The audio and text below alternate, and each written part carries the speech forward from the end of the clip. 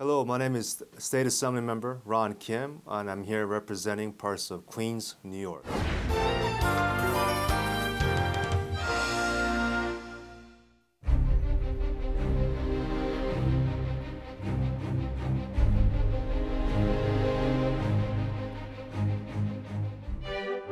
Opposed? The resolution is adopted. Senator Gianaris?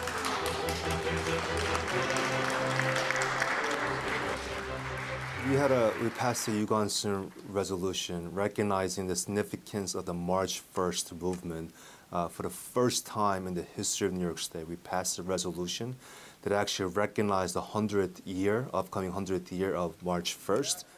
And I got up to talk about the symbolic meaning of Yugansun, not for just Koreans, for all people, as a human rights activist.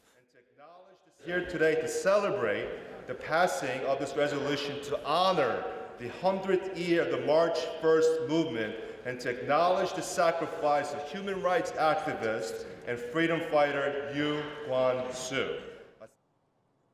It inspired generations of people looking at that powerful image of a person to be even more empowered and emboldened. It was a long resolution that also recognized the importance of Korean Americans in New York State, the Korean American organizations that helped get this resolution passed. But more importantly, I felt gratified and so proud of that moment because there are Koreans and Korean Americans all around the world that felt proud of what the March 1st movement symbolized for us and our history. But now that it's no longer just about Koreans and Korean Americans, it's about the whole world being able to actually look at the history of Yugansun and our roots as Koreans. I think this is a resolution that we plan on possibly doing every year. So it's not a binding resolution. It means that we're not going to recognize it forever. It needs to be renewed every year. But this is a good opportunity. That means every year, around March, around the end of February, we can pass this resolution reminding people, non-Asians, who Yugansun is and what the March 1st movement is.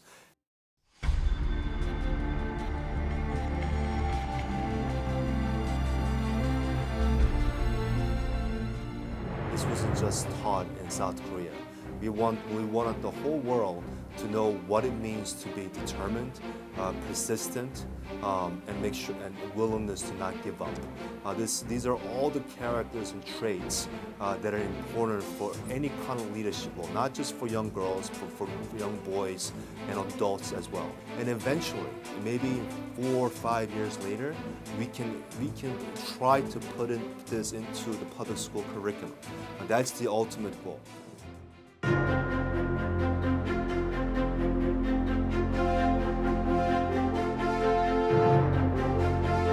Every day, I think about how I can serve my community.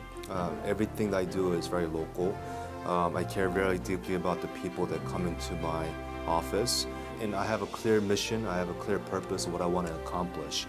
I don't want to do this forever. I don't want to be a career politician. You should run for office and be a public servant because you want to do something and not just be someone. And there's a big difference. When you want to do something, you're constantly trying to figure out how to resolve problems. But when you want to be someone, all you're thinking about is, how am I going to wear this nice pin and go to an event and take pictures and be famous? I don't want to be famous. I want to be remembered as someone who got stuff done. Yeah, I'm in the middle of a massive fight that started from sticking up for small business owners like nail salons. And that was 3.5, 4 years ago. But all the policies, everything I've done, whether it's helping nail salons or whether it's helping dry cleaners or restaurant owners, I've always tried to stick up for the smallest business owners in the market.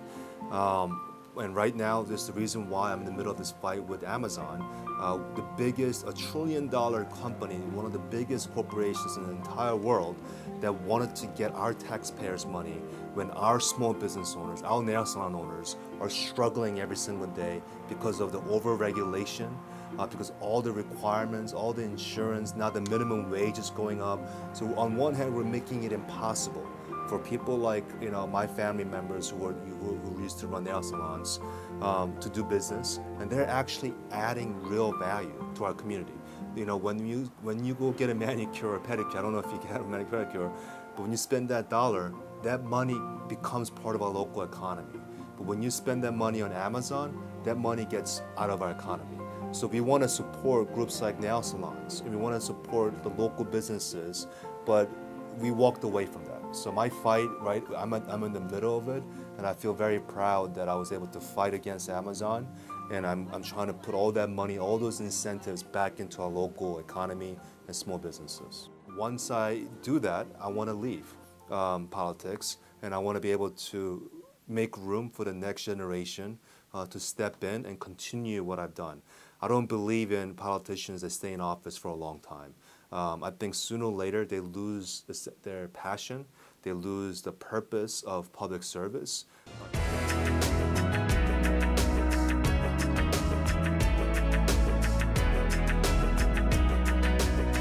Korean Americans, the community, once they set their mind to doing something, they mobilize very, very quickly. I've seen it firsthand. And so we are almost there, not all the way there. When it comes to political empowerment and political mobilization, we are so close, but we're not quite there yet. And I hope that I can continue this journey with them. So by the time that I'm ready to leave, that we are at a much mobilized and empowered place, so we can have an army of other young Korean American politicians and public servants that can benefit from that kind of sense of Korean pride and Korean mobilization. I think there's too many candidates, not just Korean Americans, but all Americans that run for office for the wrong reason. They run because they crave power. They crave validation. Those are the wrong reasons to run for office. I think you should have a purpose and a passion to help people, and once you have found that, there are a number of different ways that you can be in public service and possibly run for office. If you want to help people, if you genuinely want to give back, and that's the number one, I think, requirement of public service and being a politician. I think we need more people engaged. We need to think broader. I think we need to see the world with a bigger heart and have compassion and empathy for all people, not just Korean Americans. But once we broaden our sense of empathy and compassion, I think we will be in a better position to not just win politically among Korean Americans, but win the hearts and minds of all Americans.